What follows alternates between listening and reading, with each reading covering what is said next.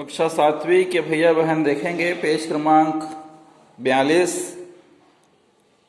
इतिहास। आज हम देखेंगे औरंगजेब की धार्मिक नीति। जिस प्रकार से हमने पिछले अध्याय में अकबर की धार्मिक नीति के बारे में जाना, उसी प्रकार से आज जानेंगे कि औरंगजेब की धार्मिक नीति क्या थी, अर्थात धर्म के प्रति उनके नियम कायदे क्या थे। ठीक है, देखेंगे औरंगजेब एक रूढ़िवादी मुसलमान था। रूढ़िवादी मतलब परंपराओं को मानने वाला, बड़े बुजुर्गों की परंपराओं को मानने वाला मुसलमान था और चाहता था कि मुगल साम्राज्य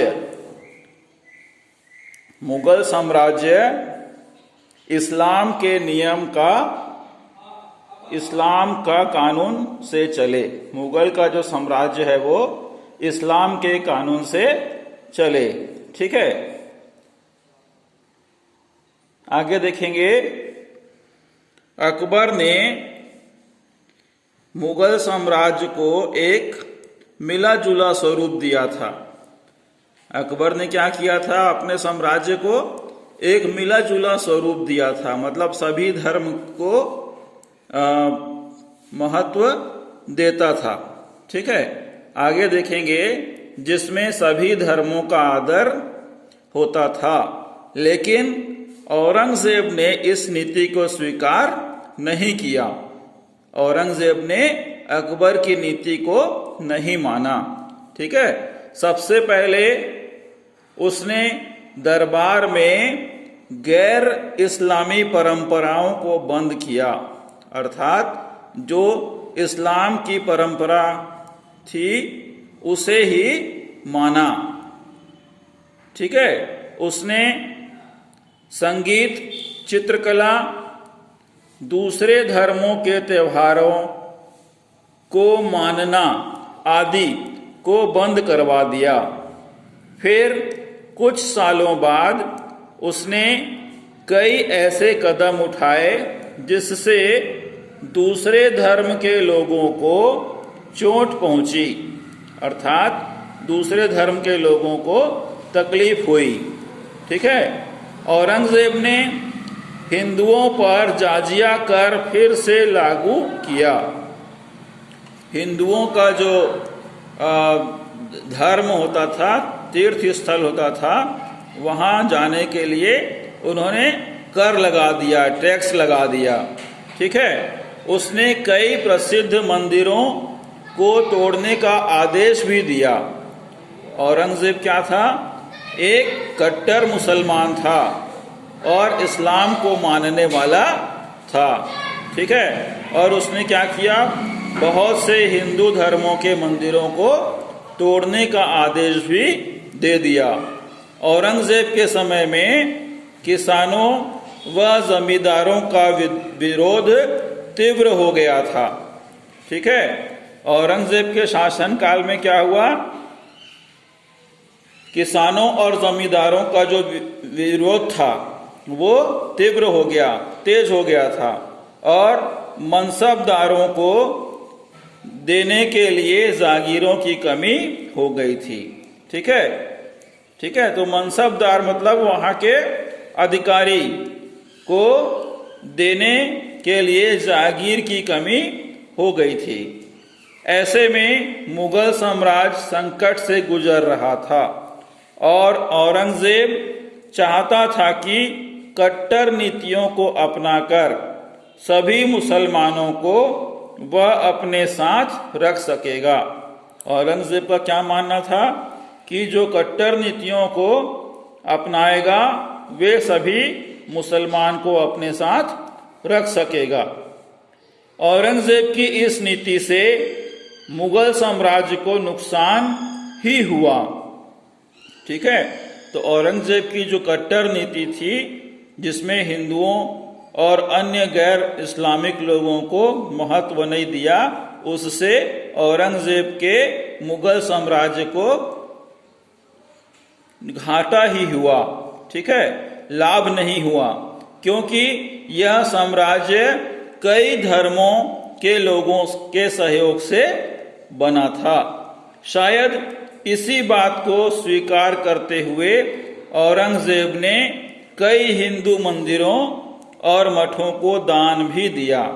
ठीक है, तो जैसे जैसे लगा कि औरंगजेब को कि मुझे नुकसान हो रहा है, तो उस बात को उन्होंने स्वीकार किया और फिर वापस मंदिरों और मठों को दान भी देना शुरू कर दिया।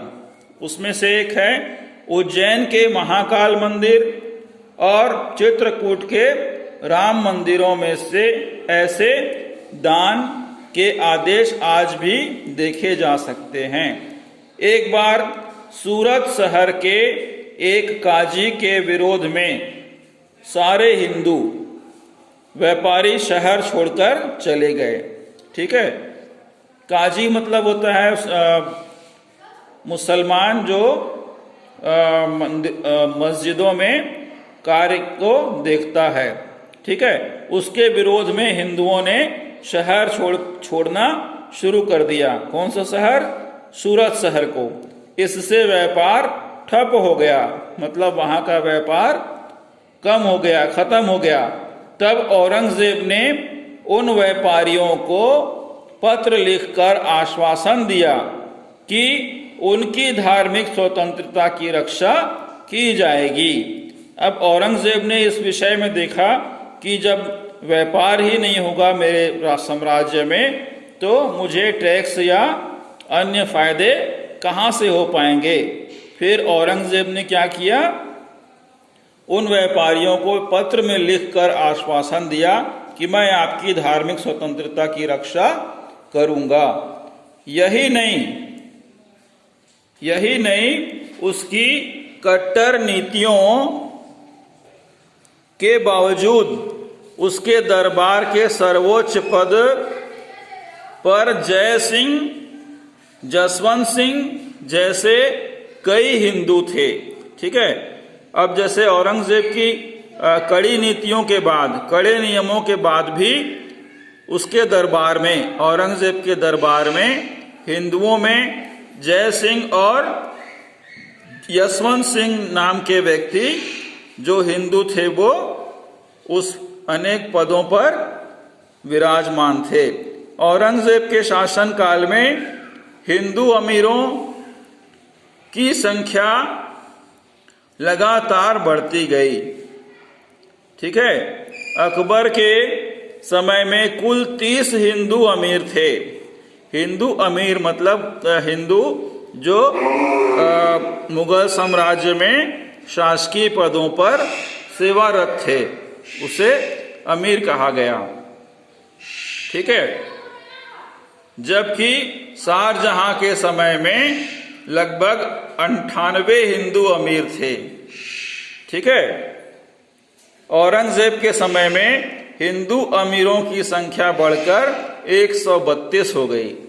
औरंगजेब ने ये मान लिया कि मुझे कट्टर नीति अपनाने से नुकसान होगा, फिर उसने नरम रुख किया। ठीक है, इसमें ज्यादातर राजपूत व मराठा थे। ठीक है, इन सभी बातों से पता चलता है कि औरंगजेब ने साम्राज्य के हित के लिए कई अलग अलग नीतियां अपनाई। किसके हित के लिए? अपने साम्राज्य के हित के लिए अलग अलग नीतियां अपनाई। ठीक है, यहां पर देखेंगे ब्रैकेट में, औरंगजेब की कट्टर धार्मिक नीति के बावजूद इतने सारे राजपूत व मराठा अमीरों ने उसका साथ क्यों दिया? ठीक है, वो इसलिए दिया कि औरंगजेब थोड़ा सा नरम हुआ और हिंदुओं के प्रति उसकी जो नीतियां थी वो शिथिल हुई, मतलब नरम पड़ी। सन 1707 ईस्वी में औरंगजेब की मृत्यु के बाद उत्तराधिकारी का युद्ध शुरू हो गया, अर्थात औरंगजेब के बाद मुगल साम्राज्य को कौन संभालेगा। कई जमींदारों ने विद्रोह किए और अपनी स्वतंत्र राज्य बना लिए। ठीक है, औरंगजेब की मृत्यु के बाद क्या हुआ?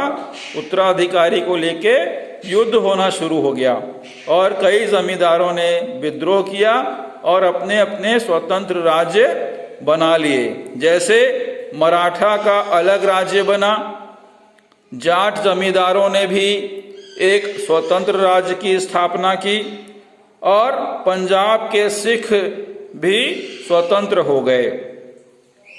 ठीक है, उसमें हैदराबाद, बंगाल और अवध प्रांत के सूबेदारों ने स्वतंत्र राज्य स्थापित कर लिए। ये सभी नाम के लिए स्वयं को मुगल बादशाह के अधीन मानते थे। केवल नाम के लिए अपने आप को मुगल बादशाह के अधीन मानते थे, पर वास्तव में स्वतंत्र रूप से शासन करते थे। इस तरह विशाल मुगल साम्राज्य टूटकर बिखर गया।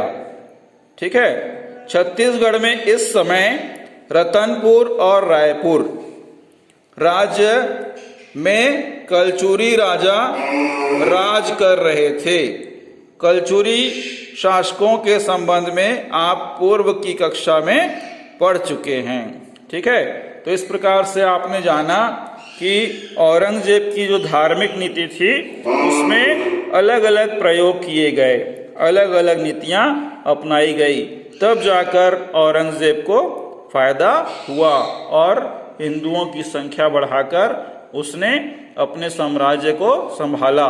लेकिन उसके मृत्यु के बाद मुगल साम्राज्य पूरी तरह बिखर गया। औरंगजेब की मृत्यु कब हुई? सन 1707 में। ठीक है, तो आज के लिए इतना ही। कल हम इसी अध्याय के प्रश्नों के उत्तर और सही गलत पर निशान लगवाएंगे। आशा है आप लोग घर पर पुस्तक पढ़ रहे होंगे और कॉपी में इन प्रश्नों के उत्तर ध्यान से सुनकर, वीडियो को ध्यान से सुनकर अपनी कॉपी में लिखेंगे। ठीक है, तो इन्हीं आशाओं के साथ अपना ध्यान रखिए, स्वस्थ रहिए, खुश रहिए। आपका बहुत बहुत धन्यवाद।